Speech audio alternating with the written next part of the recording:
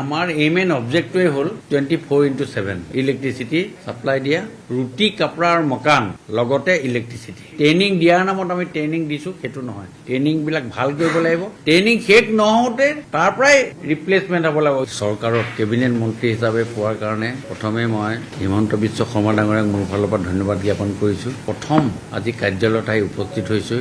ৰাতিপুৱাই আজি মা কামাখ্যাৰ চৰণত সেৱা জনাই 11টা বজাত আহি অফিচত উপস্থিত হৈছোহি আৰু কেইবাজনো বিষয়া স্কিল ডেভেলপমেণ্ট ডিপাৰ্টমেণ্ট, APDCL ডিপাৰ্টমেণ্টৰ বিষয়াসকলৰ লগত চমু আলোচনা কৰি আজি শুভাৰম্ভ কৰিছোঁ অফিচ। অসমৰ সাৰ্বজনীন উন্নয়নৰ যিখিনি কথা গোটেইখিনি ইয়াৰ পৰাই আৰম্ভ কৰিম আৰু ইয়াৰ পৰাই কণ্ট্ৰল কৰাৰ ব্যৱস্থা কৰা হ'ব। শক্তি বিভাগৰ বিষয়বস্তুৰ ওপৰত সূক্ষ্মভাৱে গোটেই কথাখিনি আমি চিন্তা চৰ্চা কৰিব লাগিব।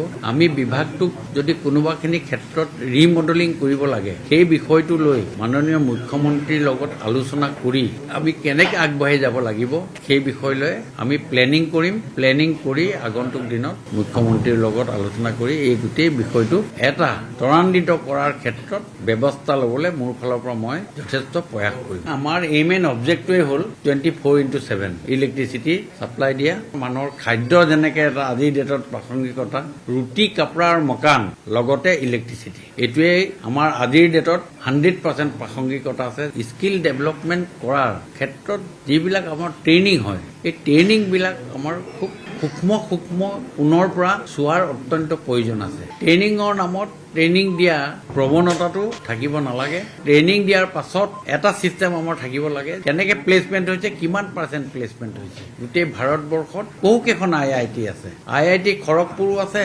IIT গুৱাহাটীও আছে, IIT মুম্বাইও আছে।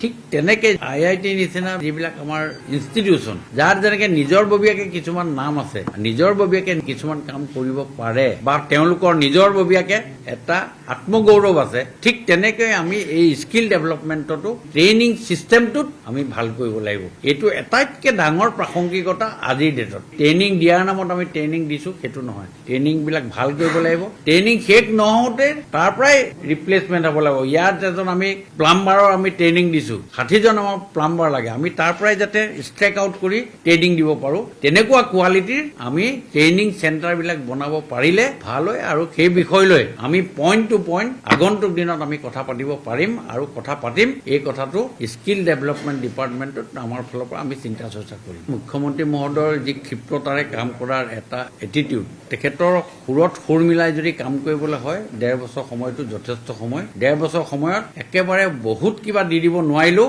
কিন্তু এটা পজিশ্যনত লৈ যাব পৰাৰ এটা ব্যৱস্থা কৰিব পৰাৰ এটা প্ৰয়াস কৰিম। আৰু সেইটোকে মই আপোনালোকৰ আগত কৈছোঁ যে থৈ যাব পাৰোঁ খোজ সময় বালিত।